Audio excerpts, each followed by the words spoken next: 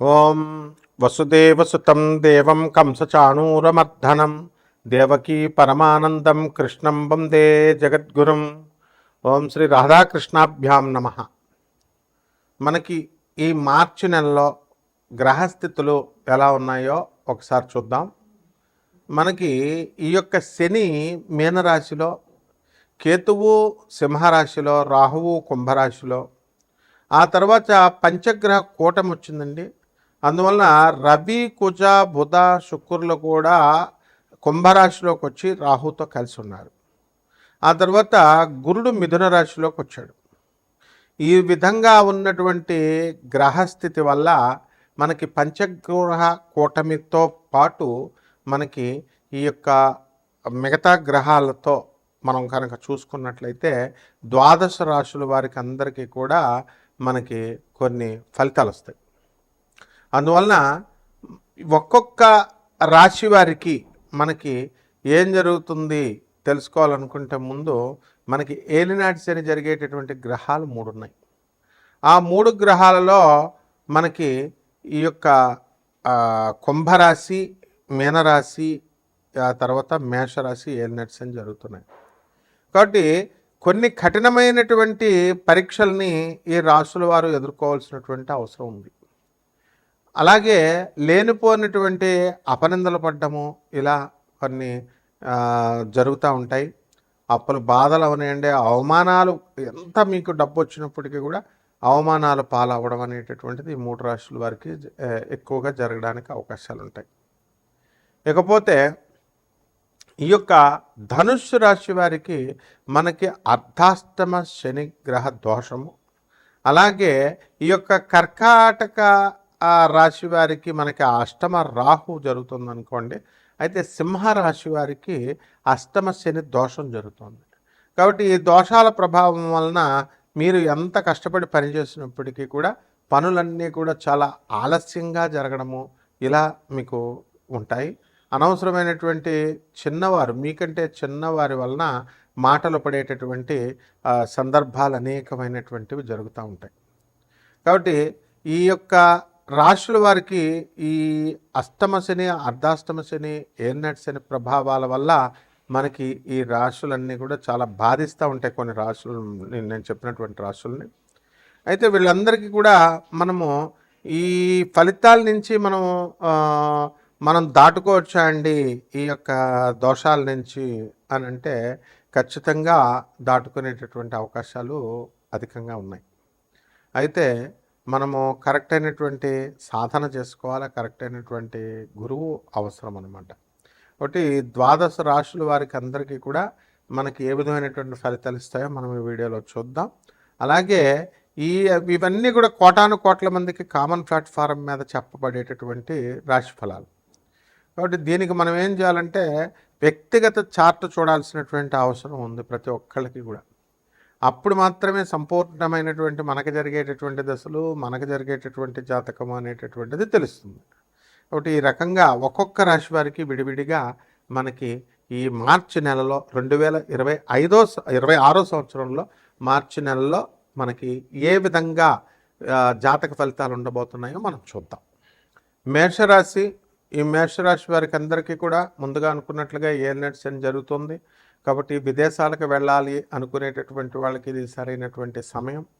మరి ఎన్ని అడ్డంకులు ట్రంప్ అక్కడ మనకి ఎన్ని ఇబ్బందులు పెడుతున్నా సరే దాటుకొని మరి వెళ్ళినటువంటి వాళ్ళు ఉన్నారు.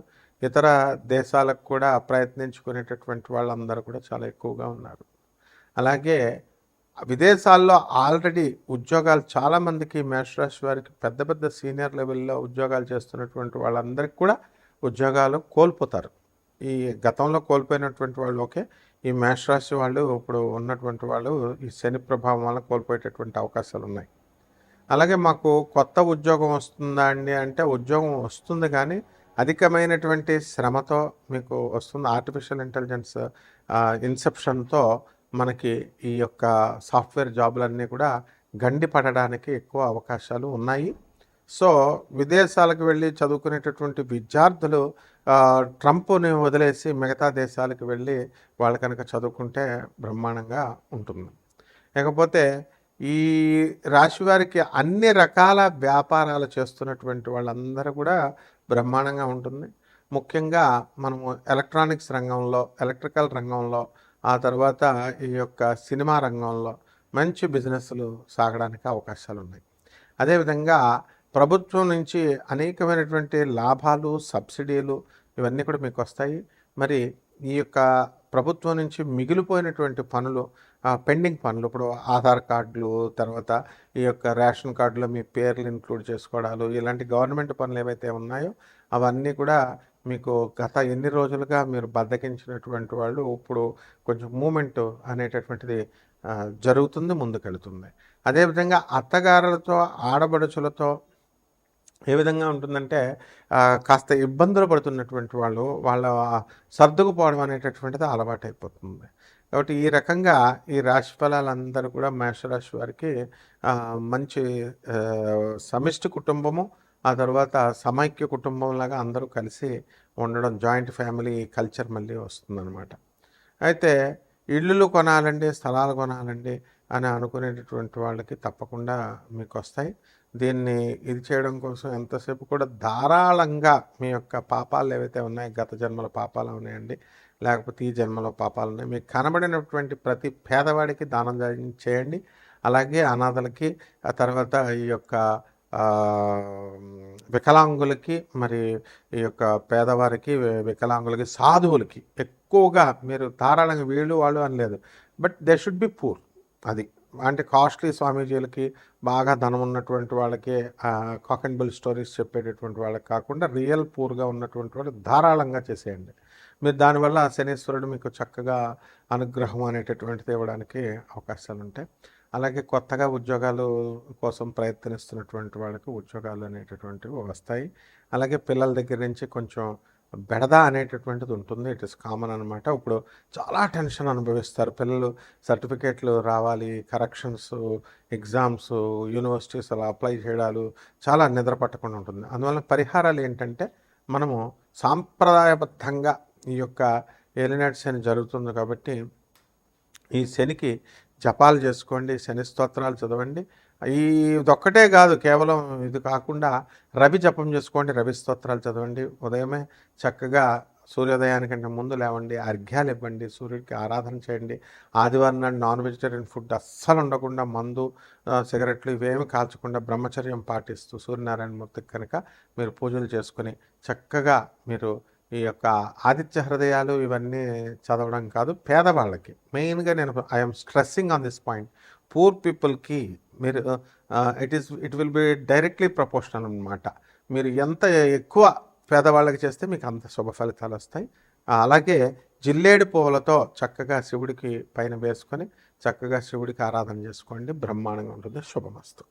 కారణంగా మీకు అనేక రకమైనటువంటి లాభాలు మీకు జరుగుతాయి. వృత్తిలో అనేకమైనటువంటి టెన్షన్స్ని అధిగమించి మీరు ముందుకు వెళ్ళడం అనేటటువంటిది జరుగుతాయి.